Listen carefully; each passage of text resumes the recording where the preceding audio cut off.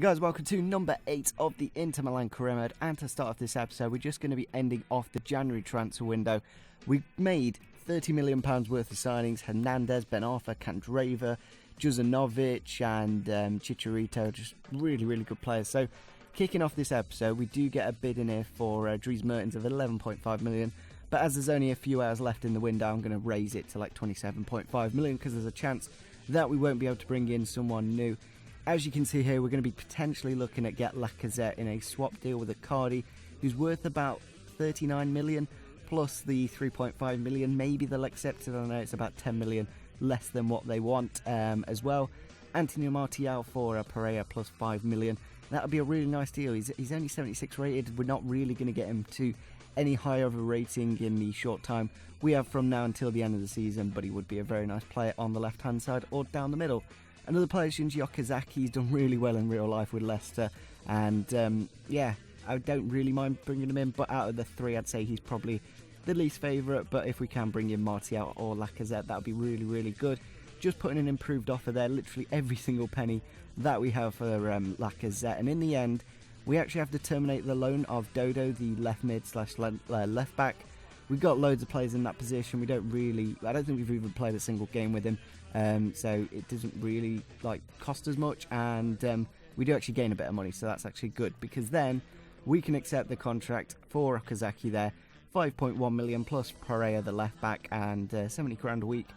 A little bit expensive, but at the same time he should be able to have a good impact, and just gives us a little bit more firepower up front. Obviously we've got Chicharito, Icardi and Palacio as well, so 4 strikers from now until the end of the season. That should do quite nicely. So into the first game then against Chia Verona. Pretty good side. Here's our lineup. We've actually got to go for Nagatomo in the left back position.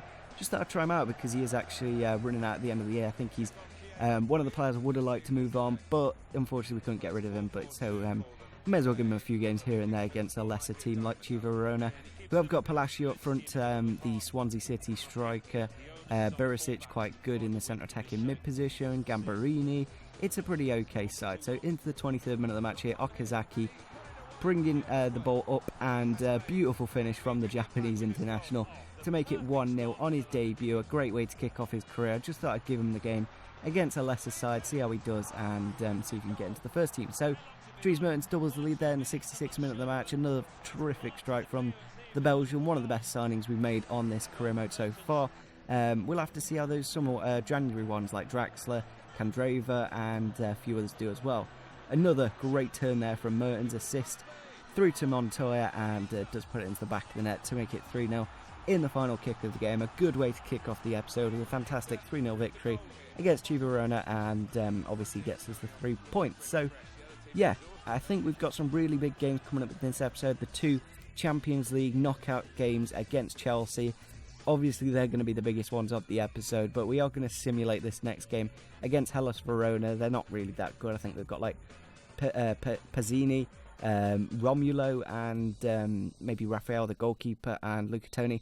Apart from that, every other player is like below 75 rated. So into some training now. We do actually get Icardi to an 82 rated striker with 90 attacking position and 90 finishing. Terrific stats for a player, but it's such a shame he only has 2-star skills. If he had 3-star skills, he'd be one of the best strikers on the game. So into the lineup against Chelsea, it's going to be one of the big games. So we've got Candreva on the right, Mertens, who's in really good form at the moment, down the middle. A little bit of a shame because Draxler really hasn't had the chance to show off in this series so far. Obviously we've only had him for a couple of games, so we have put Santon into the right back position as well. So here is the Bus Club's lineup for today's game: Diego Costa up front, Eden Hazard, John Terry, Ramirez, who has obviously gone to the Chinese league just like Freddie Guarin in real life. Kicking off the game here, 2 minutes in, Santon with a poor pass back to the keeper. Diego Costa intercepts it and puts it into the back of the net. Really bad way to kick off the game, and that away goal for Chelsea is so vital in making sure they do potentially go through to the next round. So we do level it up there in the 21st minute of the match. Icardi, wonderful strike, obviously just getting that finishing upgraded to 90, and he's a wonderful player. Like, really would like to try him out in the future on another career mode, maybe the Derby career mode, maybe like season 3 or 4 when we've got a bit of money, but that game does end 1-1 in the end. So going into the away game against Chelsea at Stamford Bridge, it is going to be really tough. So Here is the Sampdoria lineup for today's game. Edu, who actually is at Inter now, literally as I finished the window, he signed for Inter, so a little bit of a shame. He would have been quite a nice player to bring in, but nevertheless, they've got a pretty good side, Sampdoria. So into the 45th minute of the match here, Cardi again cuts inside. Obviously, the only thing he can pretty much do is a step over, and Candreva is there to get his first goal for the club, I want to say. I don't think he got one in the last episode, remind me if he did, but he did sign quite late on, and a nice cheeky tap in for him. And then Muriel off the bench sets the ball up for Regini, who does put it into the back of the net in the 90th minute of the match. So each goals were in added time in the end of the half, so maybe we got a little bit lucky. Maybe we didn't create enough chances in the end to get the 3 points that we probably deserved against Sampdoria. So yeah, as you can see there, we had 3 shots on target and they only had 1. So next game now against Juventus, a big one in the league, and if we can beat them, then that would be absolutely fantastic. So looking at their lineup, they've gone through a 3-5-2. Bozzagli, Caceres and Chiellini.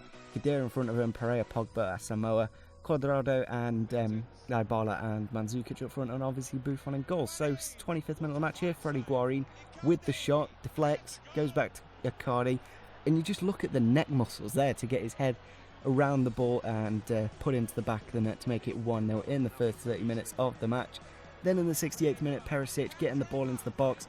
Candreva there again to get a goal at that back post to make it 2-0 in the game. And yeah, I'm really liking the front three at the moment. Icardi, Candreva and Perisic on the left-hand side.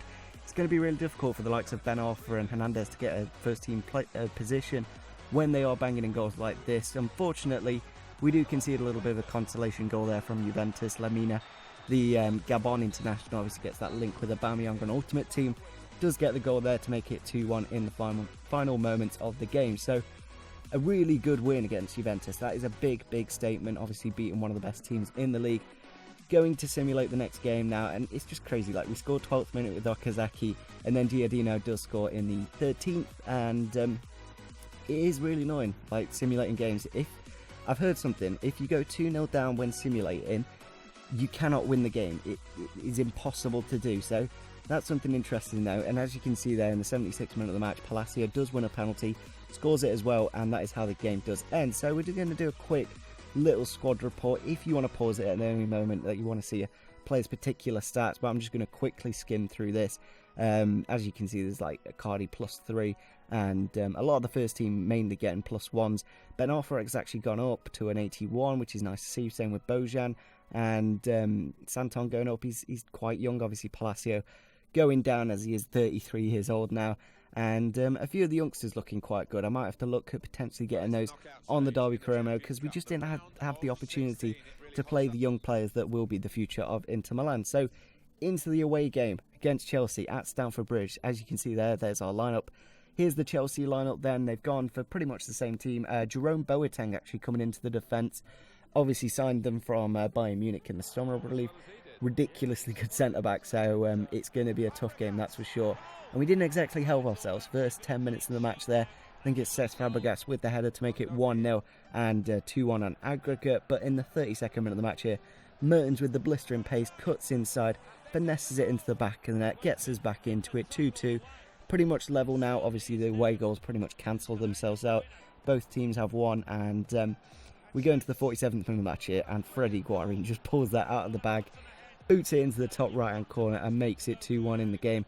A wonderful strike from the Colombian, who has actually gone to the Chinese League, just like Ramirez on the Chelsea side. So a little bit of a shame for Ultimate Team. Hopefully they can get the Chinese League in next season.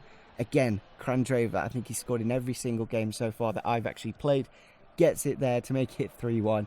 Then in the last 10 minutes, Chelsea like playing all-out attack. Ben Arfa running through on goal, finesses it wonderfully past Thibaut Courtois, makes it 4-1, and we do win 5-2 on aggregate. A wonderful victory away from home at Stamford Bridge. Obviously, would it be Mourinho on this game, like playing as Chelsea, obviously against his former club, and we absolutely smashed them. We didn't have the most possession, but we were very clinical with our chances. So Atletico Madrid, Inter obviously, Bayern Munich, Juventus losing to Borussia Mönchengladbach, that's quite an interesting one. City winning, Moscow winning, and I think a few other teams down below. But going to go simulate another game now against Bologna, obviously the city of Bolognese, the lovely pasta sauce. There's a little bit of history for you. But anyway, we're in the game, 2 minutes in, scoring a goal with Icardi. Perisic getting a goal just after the second half, and then Mertens making it 3-0, making it impossible for Milan to get back into the game, and we do get a nice 3 points. And just simulating them games, it saves so much time, and when you know it's going to be an easy win, you may as well simulate it. So we're going to end off the episode, I believe, with this game against Fiorentina, one of the best teams in the league. Obviously, Light coming against his former club, as you can see in his picture. He does have a purple shirt. I think Roma signed him not at the start of this season, the season before. Now they've loaned him out to Inter, and he's actually got a really low buyout clause. So here is the Fiorentina lineup. They've got that 3-5, not 5-6-1 formation, something crazy like that, obviously, with the left forward and the right forward, Blaszczykowski, and Mario Suarez in the midfield. Does bring the ball forwards here, smashes it into the top left-hand corner, makes it 1-0 the game, and that was it. That was the whole game. That was everything that happened. Obviously, after that massive win against Chelsea, I was expecting a little bit more, but maybe they just gave a little bit too much effort in that game, and as you can see, we only had 2 shots, and only one of those on target. So we are going to end off the episode here. Next episode is going to be the second to last episode. Got that big game against Real Madrid in the quarterfinal of the Champions League. And yeah, make sure you do smash the like button, subscribe if you are new to the channel, and see you soon. Bye.